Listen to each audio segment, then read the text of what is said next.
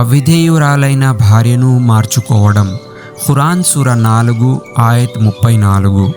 ఒకవేళ ఎప్పుడైనా భార్యాభర్త యొక్క అవిధేయతకు పాల్పడితే ఈ విధంగా ఒకదాని తర్వాత మరొక విధంగా వారిని వారించాలి. అందులో మొదట వారికి నచ్చజెప్పాలి మరియు అవిధేయతకు పాల్పడితే దానివల్ల కలిగే పర్యవసానాల గురించి ఆమెకు చెప్పాలి. రెండవది, ఒకవేళ నచ్చజెప్పిన తర్వాత కూడా వినకపోతే ఆమెను మీ పక్క నుండి వేరు చేయాలి. మూడవది, అయినా కూడా మార్పు రాకుంటే షరియత్ హద్దుల్లో ఉంటూ వారిని మందలించాలి. అంటే ఎంతకీ ఆమె ప్రవర్తనలో మార్పు రాకుంటే తేలికగా కొట్టేందుకు అనుమతి ఉంది.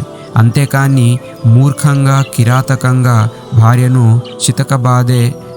బాధేటట్టు కొట్టరాదు, ముఖంపై కొట్టరాదు, శరీరాన్ని గాయపరచరాదు. ఇది ఇస్లాంలో హరాం, అంటే నిషేధంగా భావించాలి.